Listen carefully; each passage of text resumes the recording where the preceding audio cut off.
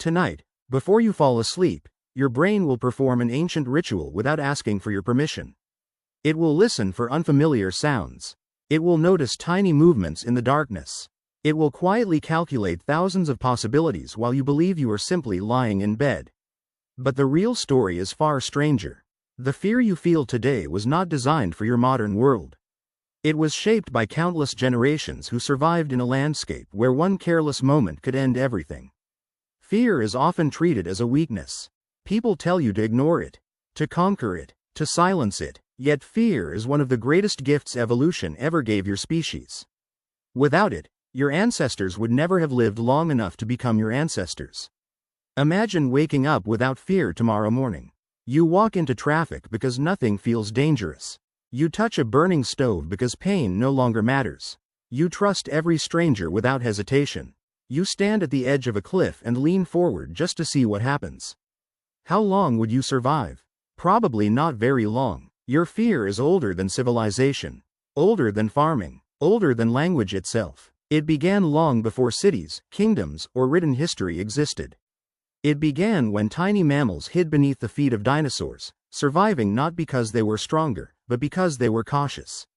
Long before humans existed, survival belonged to creatures that noticed danger before it noticed them. Evolution rewarded those who reacted first and questioned later. A false alarm wasted a little energy. Missing a real threat ended an entire family line forever. Would you rather jump at a shadow that turns out to be harmless, or ignore a shadow that becomes a predator? Nature answered that question millions of years ago. This simple rule shaped every nervous system that followed. It built brains that preferred caution over certainty. That preference still lives inside you today. You may think you are afraid of public speaking, exams, rejection, or losing your job. Your brain sees something completely different. It interprets these experiences using systems built for a world filled with predators, starvation, and isolation. Modern problems pass through ancient machinery. That is why your heart races before giving a presentation. That is why criticism feels physically painful. That is why being excluded from a group can hurt almost as much as an injury. Your brain does not separate social survival from physical survival as neatly as you might imagine. One of the most influential neuroscientists studying emotion, Joseph LeDoux, spent decades exploring how fear travels through the brain. His research showed that certain threat signals can trigger rapid emotional responses before conscious reasoning fully catches up. In simple terms, your brain often reacts first and explains later. Have you ever jumped after hearing a loud noise, only to laugh seconds later because it was harmless? They depend on culture and experience.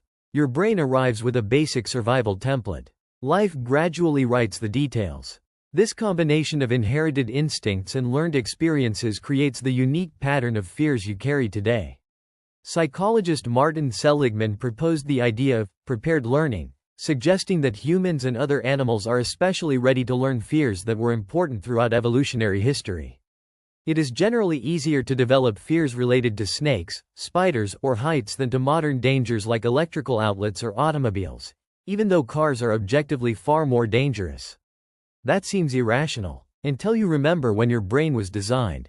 Cars appeared only recently. Snakes have been around for millions of years. Evolution cannot instantly redesign your nervous system. It works slowly, very slowly, generation after generation, tiny change after tiny change. The result is the remarkable brain sitting inside your skull today, a brain capable of exploring space, creating music, writing poetry, and solving complex equations, while still becoming uneasy when footsteps echo behind you on an empty street at night.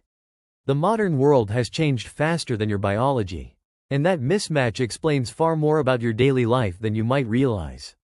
That tiny delay tells an extraordinary story. Part of your brain has already decided that survival matters more than accuracy. The structure most people associate with fear is called the amygdala. It is small, buried deep inside your brain, yet it helps coordinate rapid responses to potential danger. It does not carefully debate every possibility. It constantly scans for patterns that resemble past threats. Think of it as an ancient security guard. The guard is loyal. The guard is fast. The guard is also paranoid. That paranoia kept your ancestors alive.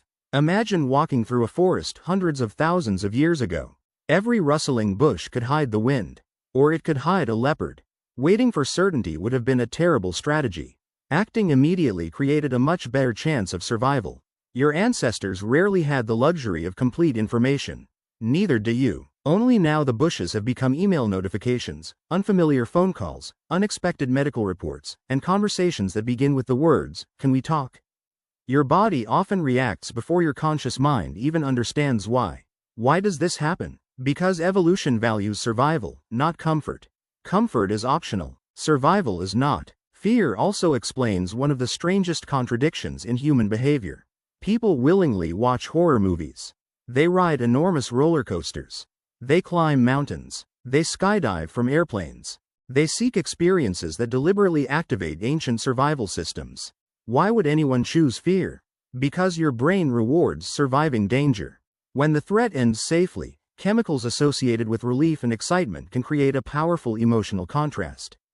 The experience becomes memorable. You feel alive because ancient circuits believed death was possible, even when modern logic knew you were safe.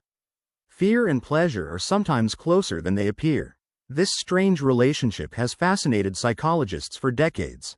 Research by Daniel Kahneman also revealed something important about the way your mind evaluates risk.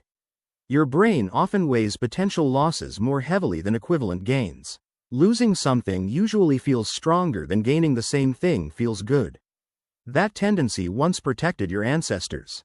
Losing food could mean starvation. Losing shelter could mean death. Losing trusted companions could mean facing predators alone. The safest strategy was to avoid unnecessary risks. Today, that same system influences investments, relationships, careers, and everyday decisions. Sometimes it protects you. Sometimes it traps you. Fear is neither your enemy nor your friend. It is a tool. Like every tool, it depends on how accurately it matches the world around it. One fascinating clue comes from children. Young children often fear loud sounds, strangers, or separation from caregivers before anyone teaches them those fears. Other fears, such as public embarrassment or financial failure, appear much later because